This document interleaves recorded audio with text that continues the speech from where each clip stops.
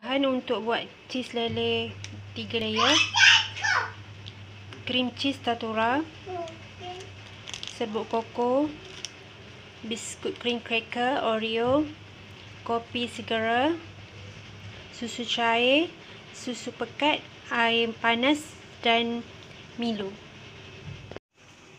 Okey, bahan yang tadi tu saya buat bancuh air kopi ni untuk celup biskut. Lepas tu ni untuk lapisan, untuk layer dia, saya guna 3 plastik kecil tu.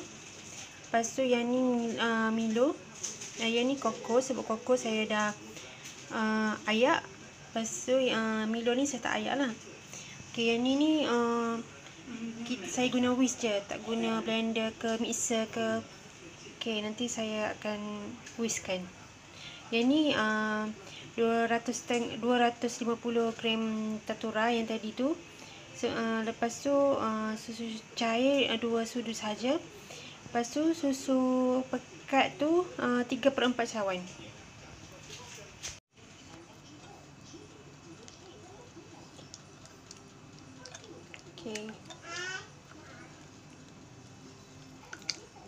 Okey, kita whiskkan dia. Okey, nanti saya whisk dulu sebab tak boleh ni. Whisk ni kita kacau macam ni sampai dia sebati. Kalau nak guna blender lagi cepat. Saya tak guna blender ni. Okey. Kita celupkan dulu. Kita celup dulu biskut ni. Jangan lembek sangat. Jangan lama sangat, nanti dia lembek. Okay. So ni saya dah ukur ngam-ngam dengan bekas ni.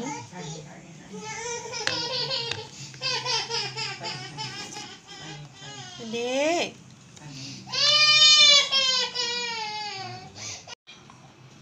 Okey, kita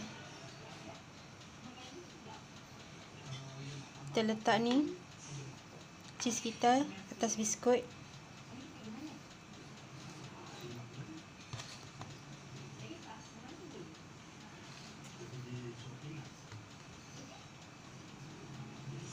Kita ratakan.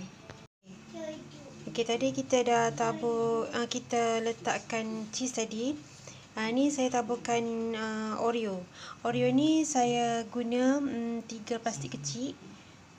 Saya blender kering tu. Blender yang kecil tu. Lepas tu kita buat macam yang tadi, kita celupkan